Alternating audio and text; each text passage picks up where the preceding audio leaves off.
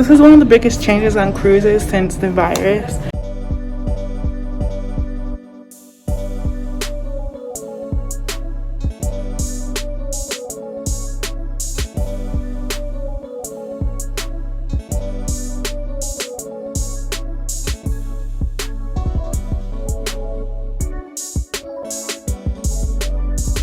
Hello everyone and welcome back to my channel. My name is Lauren and welcome to Life Like Lauren. Before we begin, make sure you subscribe down below at youtube.com/lifelikeLauryn and let's get into it. So today's video is all about cruising, and cruising from the perspective of someone traveling from the United States to Europe to get on a cruise. So before we get truly into this video, I wanted to say that I'll be inserting clips of me right here throughout this whole video, but the clips will be live from the whole week on the cruise. So before we got on the cruise, we decided to get a COVID test at a local CVS just to make sure that we were 100% safe, even though everyone is required to be fully vaccinated in order to get on board. We have been fully vaccinated for months now, so that was one of the reasons why we felt it was safe to get on a cruise ship, because everyone needed to be vaccinated to get on board. So this cruise was mostly adults, as only adults at this point are vaccinated, fully vaccinated I should say. So this was basically an adults only cruise and there's no children, so it's a little bit different than cruises I've been on in the past, but I'll just tell you everything that I've experienced and what has changed.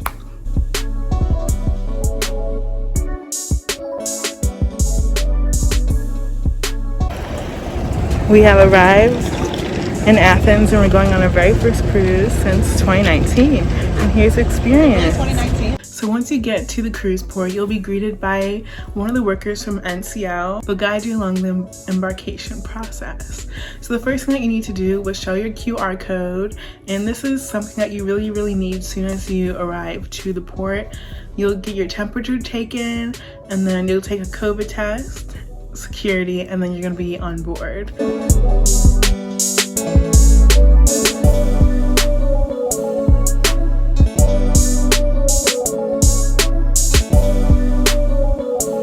So it takes about 30 minutes total for the whole embarkation process to be started and completed.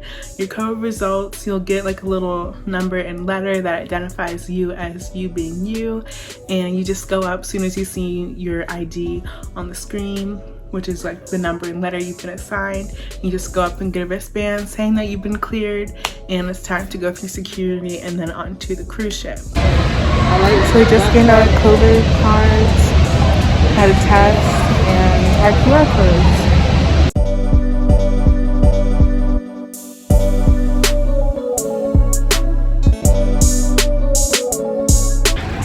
We are all checked in and now it's time to officially board our first cruise since spring 2019. It's going to be different. Had a COVID test and showed our vaccine cards. Temperature check. It's pretty easy. You just scan your QR code and then they'll give you your results on the board after waiting for like 10 minutes. And then we just went through security and now it's time to board. Here we go.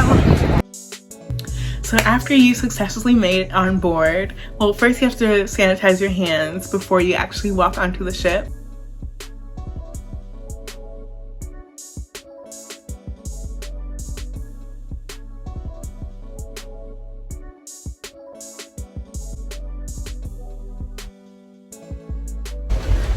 Now we are headed to our room. We have one big suite. So as soon as we got on board, we were in a suite, so all of us were in one big room. Usually we get two different suites or two different rooms, but this time we were all in one big suite. So we had a little bit different experience than we typically would because there's a private concierge service, but it's all explained throughout these clips. In-suite service. Let's open. So anything you need in your suite, you only call me. My duties is from 7 a.m. until 9:30 p.m. Wow. Straight. So after 9:30 p.m. we have the night shift butler take over. So still 24 hours butler service. still dial my number if in case if you need anything. Okay, so let's start. So, hi family. Welcome to Norwegian Jade, and my name is Seika. I'll be the one taking care of your in-suite service for 7 days. I hope you will enjoy with me. Okay, we start with celebrate. Don't pop up, yeah, and stay away from me. So I'm starting our room tour. So we are in a suite. We're on the 11th floor. So I'm going to walk you through our situation. So you walk in right here, and then you enter to room number 1. It's a bathroom, a couch, and this turns into a bed. And this is another bunk bed up here. And then here's our main area for the living room. They supply us with face masks and hand sanitizer, our tickets for the week, and more information that we may need. Welcome. There's a menu, classic cups and everything. There's a coffee maker, but we put it away because we don't drink coffee. Coffee cups, and there's champagne glasses up here. Move along to the table. Here is a little welcome gift that they gave us, some snacks, some food. We open the champagne. And here's the menu for the week. If we want any room service, we just call our personal butler. Because we're in a suite, comes with a little bit of privileges. In addition to any food services that you need throughout the day, the butler is able to give you your additional benefits, which include a private dining area for both lunch and dinner. You also have no line when checking into the cruise, as well as getting off for excursions at each of the destinations. There's also a special area for the theater shows at night, so you don't have to wait in line. They will escort you right to your section. And anything else you may need along the cruise, they'll be able to help you out. So let me continue the tour and show you the balcony as well. So here is the second bedroom, bathroom area, a nice view with a tub, double sinks. And here's our balcony for the week. Absolutely beautiful. Here's a tour of the bathroom. There's a shower, sink, toilet. So here is our view from the balcony. It has 2 chairs. You can see the coast. We're gonna go talk to the excursion desk, and then we're gonna explore and check in with the muster station, and then we're off to the next destination. So we just relaxed for a little bit. Now we're headed to our muster station. So this is one of the biggest changes on cruises since the virus. So instead of everyone gathering all on the deck together, you actually just have to go check in with an attendant by 9 p.m. What's changed? Yeah, muster drill changed. That was definitely like the biggest difference from cruising prior to 2020 and now. Instead of going to your muster station, everyone getting on at like 4 p.m., everyone lining up, scanning your stateroom keys. This time you just go to your station by 9 p.m. You check in, they'll say hello, and then that's it. At any point throughout the day after you've boarded the cruise ship. So it's pretty normal, and I actually prefer it that way, so that it's allowing you more time to explore the cruise ship on the first day and less people congregate in one area.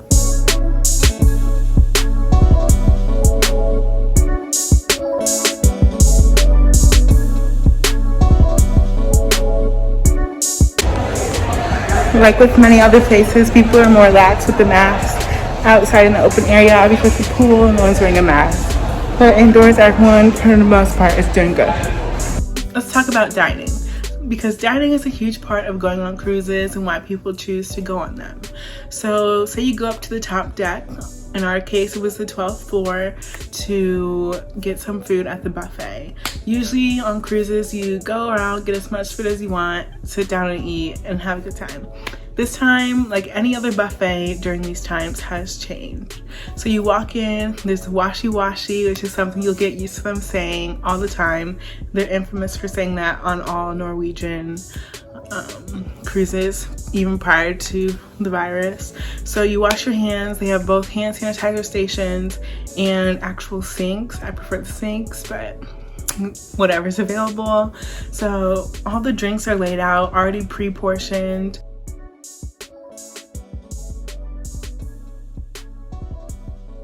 Same with some of the other foods, like the desserts. The ice cream, unfortunately, you can't get it yourself, but it's totally fine and totally feels normal to be served, and it's actually a lot faster. Instead of having to wait half an hour for someone to pick up a bread roll, it's already there and laid out for you. With all the hot items, you'll be able you can ask and they'll be able to serve you quickly. Everything felt very normal, and at the specialty dining and the nighttime, just like typical general dining, I guess you could say, everything felt like you were going to a regular restaurant. They have QR codes on the table, so if you don't want to touch a physical menu, you can have a virtual menu. Of course, washing your hands before you're entering and stuff like that. Just little changes that will help with the safety of going on a cruise ship.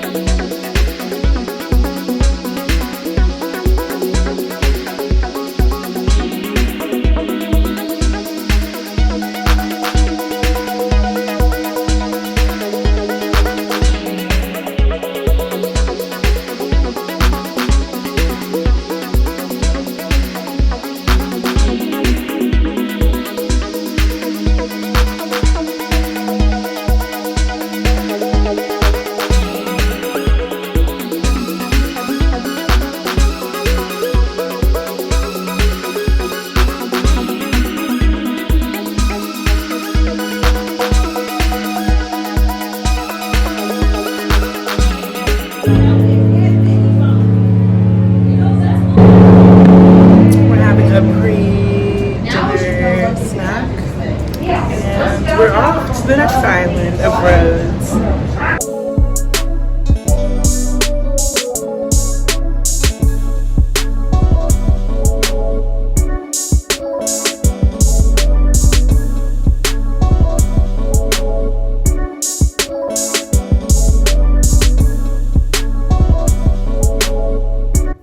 Entertainment-wise, I feel like the shows, same cruise shows like you always see. Occupancy, this is something that I did want to share. So let's say the show started at 7:30 and you walk in, the show might not actually be full. The sign will say maximum occupancy reached outside. Still go on in, they will be able to see you, especially when it's only 60% occupancy on the cruise. I wanted to make that note because I was outside one day and then I went into one of the shows because we were in the suite. There's a designated area for the suite people. It was completely open, even though when you walk out and leave the show, the sign was saying maximum occupancy. Even in like all the areas, all the sections, it was empty. So just keep that in mind. They just don't want people, of course, interrupting the middle of a show, but still go on in. Let me just tell you that. Circling back to entertainment, if you were at the theater shows, make sure you sit in the back. If you're planning on leaving early, just dip out real quick, or just stay in the back and then leave before they do like the announcement, because they do dismiss you row by row. So it's a little bit slower. There weren't a ton of people in the theater, so it wasn't crazy. And we were in the suite section, so you can just, all the suite people can leave, but all the other rows, they do it a little bit section by little section at a time. So just bear in mind, if you want to get out there early, make sure you sit in the back. And they have the typical games throughout the week, like bingo, there's deal or no deal. We went to both. You have to pay for both, but those were offered. Something that was missing was like towel folding. I really wanted to go to that, but they didn't have it.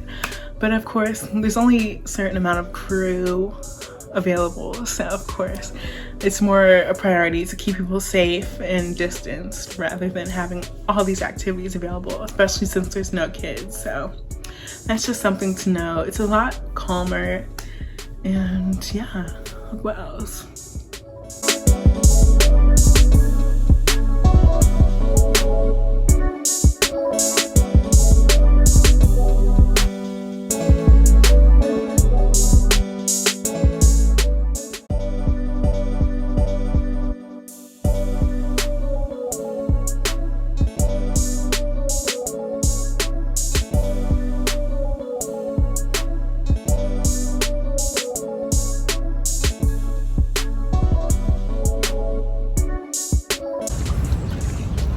We are in Rhodes today, and now we have a taxi driver taking us around all the stops, and this is where the Mediterranean and the Aegean Sea meet.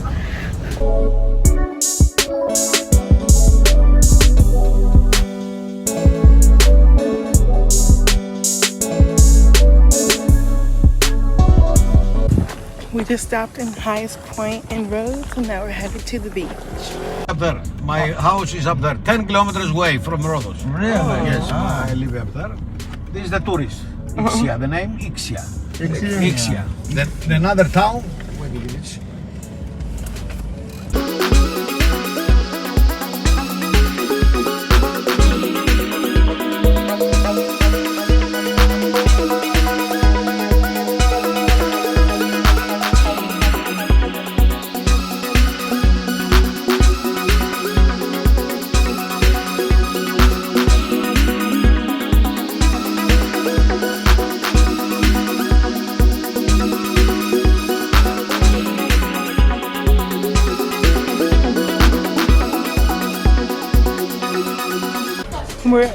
We're in the Spinnaker Lounge about to play bingo.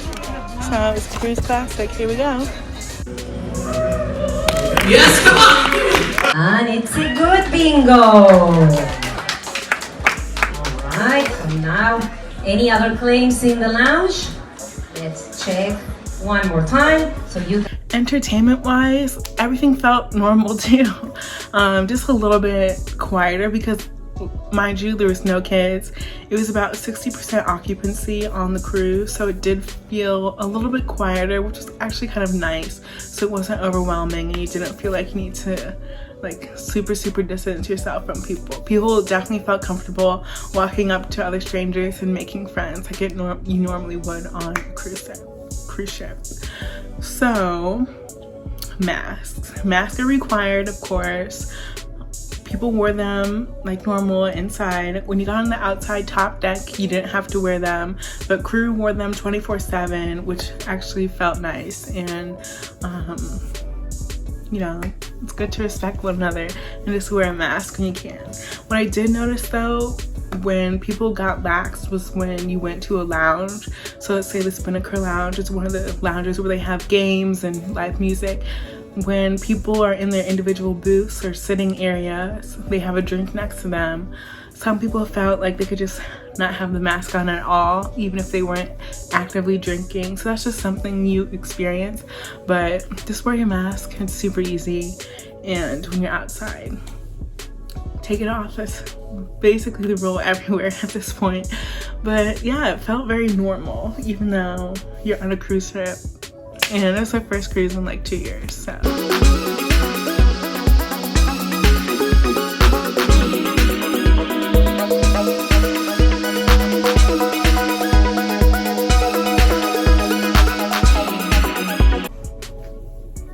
And I want to circle back to entertainment. They did do their best to make sure everyone's social distancing on like the cruise deck parties that they have at night. And we were on the deck 11. I wouldn't recommend being on deck 11 because you can hear literally everything that's happening above you throughout the whole day and night. So they're moving the chairs, of course, cleaning, just people jumping at the dance parties. You can hear everything. So just go down to 10 or lower. That's my one disclaimer for you.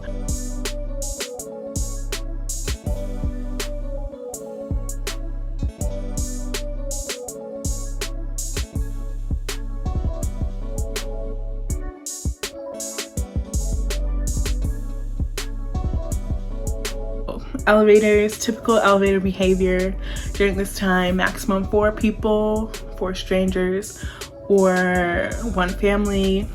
most of the time, I would say 98% of the time, people followed that rule. Some people were definitely more strict about it, others looser. Everyone had their mask on, so it was fine. Nothing crazy. And then on the end of the cruise, you also have to get a COVID test. So this is your second required test. You have to get it in order to get off the boat.